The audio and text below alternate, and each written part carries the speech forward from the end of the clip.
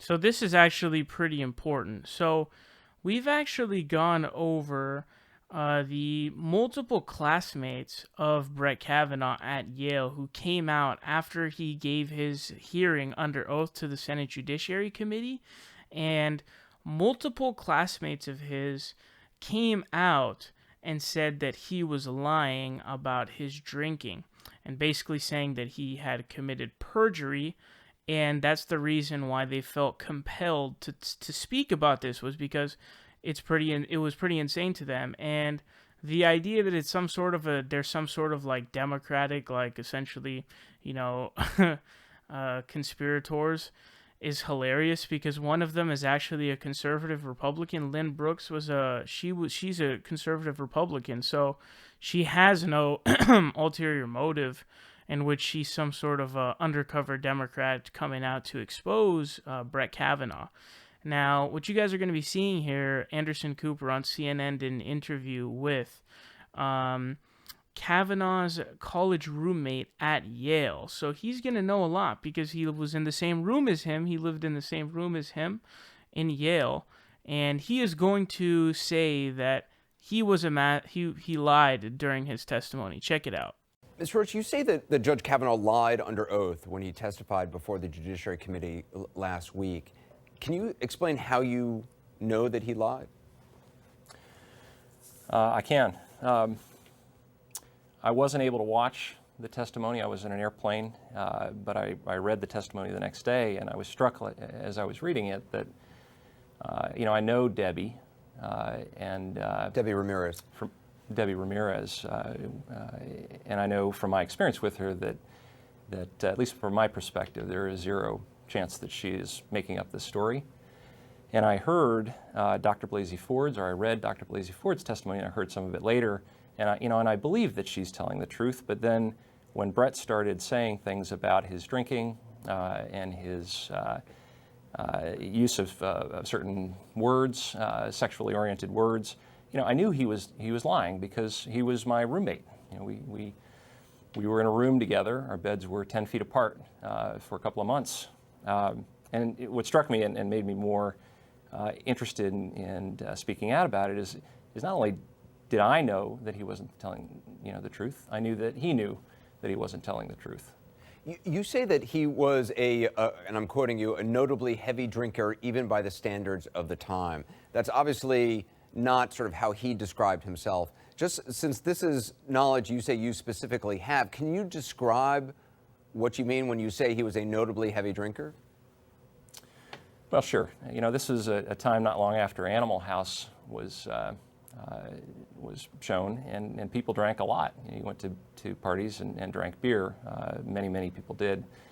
But there were, even within that environment, there were people who were loud drunks, who were sloppy drunks, who were belligerent drunks. But even by those standards, my memory of Brett was that he was on the far edge of this. He was notably heavier in his drinking than other people. Can you? I don't know if there's any specific examples, or can you say how often?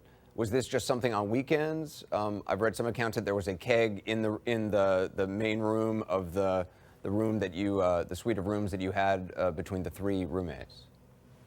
It was an awful long time ago, and I can't say he was drunk on this date or not, but I can tell you that my recollection of my experience with him was that he was drunk frequently, that it wasn't drunk to the point of having trouble getting up every month or two. It was frequently. I would say with some confidence it was at least once, maybe twice on the weekends. It may have even been during the week. You say that actually one of the things that he testified about was how focused on not only academics but also sports he was, in particular basketball, doing very hard workouts, and the implication being that that is not an activity that somebody who drank to the degree which you say he drank would be able to do. Oh, that's just nonsense. I was a varsity athlete and hung out with a lot of athletes, top athletes who can play at the collegiate level, can drink and work out. I don't think that there's anything that precludes one from the other. You say also that he, and I'm quoting you, became aggressive and belligerent when he was very drunk. Do you have any specific examples? I'm not asking for dates, but just anything you remember, or how do you mean belligerent and aggressive? I've been thinking a lot about that, and I want to provide a specific example, and I really can't, and I should be honest about that. When I say belligerent, I mean belligerent in demeanor, yelling loudly. When people tell him to be quiet, tell him to shut up. I didn't see him personally ever hit anybody or ever behave aggressively towards women. When I say aggressive, I'm speaking more in carriage than in expression. When I first heard about this, I did call friends that I knew that knew both of us and spent time with Brett both freshman year and then after. And I did hear stories about times when he was physically violent, destructive. Those are not on the record, and they're not my stories to tell, but they made me feel like my memories of Brett were accurate. Those were stories you heard from other students who were at Yale? That's correct. By the way, has the FBI talked to you either in any background investigation of Judge Kavanaugh ever? Because a big deal has been made of the fact that he went through more than 5 or I think 6 background investigations for various appointments over the years. Have you, as a freshman year roommate of him, have you ever been contacted by the FBI? And obviously in this latest investigation as well, have you been contacted? I've been scratching my head about that. I was listening to the radio, I want to say a week ago, and they were talking about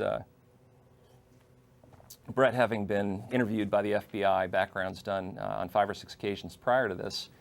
And it struck me that, I was his freshman year roommate, and if you wanted to know how somebody behaved in college, which is a time where, especially that transition from high school to college, where people are likely to have done something that expressed something that might have been a problem, that they would have contacted me, right?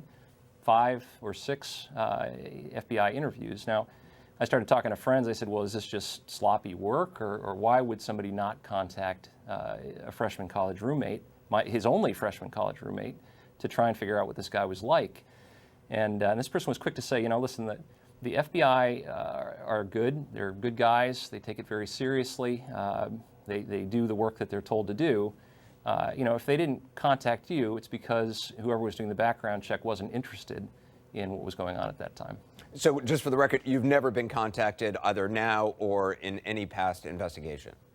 I've never been contacted about Brett by the FBI ever. So you actually, for people who don't know the situation, it was you, Brett Kavanaugh, and another roommate in this, basically there were 2 bedrooms. You and Brett Kavanaugh shared a bedroom, and there was a common room as well. Your bed was, just as you said, feet away from his.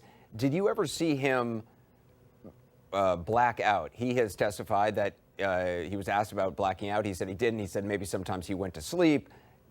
Did you ever see him black out? I didn't socialize with Brett, but being in the same room where he slept, I saw him when he arrived at home regularly, and I saw him in the morning. And I can tell you that he would come home and he was incoherent, stumbling. He would sometimes be singing. He occasionally would wear this, I think it was an old leather football helmet, and he would throw up. And then in the morning, would have a lot of trouble getting out of bed. I wasn't an angel back then either. There were times when I did the exact same thing. So we commiserated on this issue. And so the answer to your question is, yeah, I saw him both what I would consider blackout drunk and also dealing with the repercussions of that in the morning. And you saw him throwing up? Yeah. On more than one occasion? On more than one occasion. Do you have any evidence that he ever had times where he did not remember what had happened the previous night? My sense of it is that we did talk about that, but I can't repeat any specific issue. It's too long ago. The judge has testified about how much he liked and likes beer. Was it just beer that he was drinking, to your knowledge? My memory of it is that he was a beer guy. When asked about your motivation to talk, when you talked to the New Yorker, which according you said you did reluctantly, and even now talking, you've been reluctant to give any interviews. Judge Kavanaugh has said that you and your 3rd roommate hated each other. You got into fights, fist fights during the year, and that you had what he called a very contentious relationship. You didn't like each other. Is that true? Not from my point of view. He referenced an incident where I played a prank on this third guy, where we took the furniture out of his room and set it up in the grass quad outside of our dormitory. And I set it up just like it was in his room and waited for him to return as if I was studying in his room outside. It was a prank. I knew it would be irritating to him, but I thought he would think it was funny. And he didn't. He was very angry when he got back. He went to our common room where there was a keg of beer and filled up a pitcher and poured it on my bed, and I responded and did the same thing back to him. So we weren't close. That was a strained incident, but it never really turned into a fight. And I would say if I had to characterize this third person, we just didn't have any relationship. I didn't hang out with him, but I didn't spend a lot of time thinking about him, and I suspect it was the same for him. Just so I'm clear, the pouring of the beer on the bed, that was the third roommate, Dave. I believe his name was Dave, or was that Kavanaugh pouring the beer? Yeah, I don't want to get into naming other people that aren't already dragged into this thing. I assume he has a good reason not to be part of it. But it was a third person who was in our suite. There were more than just the three of us in the suite. Okay. Brett and I were in a single room together, and there were a series of other people in adjoining rooms. But yeah, it was the third person who poured the beer. And okay. I got to tell you, I was trying to figure out why this was redacted. It didn't make a lot of sense to me. But I wonder if maybe the reason was that it forces you to say there was a keg of beer in your room, which in retrospect is not very usual. All right, so quite a few notable things there. So first of all, the most important thing is that basically he explains that Brett Kavanaugh was not actually being honest during his testimony, and we know that. And I've gone over it multiple times. I'll try to go over this again as briefly as possible, but he committed perjury multiple times during his hearing. One of them being he was asked whether or not he had a connection to how he got into Yale. He said, "No, I worked my butt off," but it turned out his grandfather had gone to Yale. He claimed that boofing meant farting, which it doesn't mean that. He claimed that a devil's triangle is a drinking game, which it is not. He also said that he didn't watch Dr. Ford's testimony. Then it was clear that he did watch it. There's also a case of witness tampering in which he claimed that he heard about Deborah Ramirez, the second woman's allegations, through the New York Times article when it came out. But the truth is he had known about it before, and before the New York Times article came out, he was texting his friends, people who were his acquaintances from back then, to basically influence what they said. So he was witness tampering as well. So that's also another crazy thing that he was doing. So again, the most notable thing here is that he's outright saying that Brett Kavanaugh was 100% lying about his drinking, and he was an insanely heavy drinker, and there was completely the possibility where he could have blacked out or he could have not remembered anything. And he also says that he was indeed a sloppy drunk. He also would get aggressive, and possibly even more significant from this is that he says that he believes both of the accusers, both of the people bringing two of them, sorry. He says that he believes both Christine Blasey Ford and that he believes Deborah Ramirez. So there's something else that I want to mention too. He said something interesting there, because people are talking about the FBI investigation that came out now.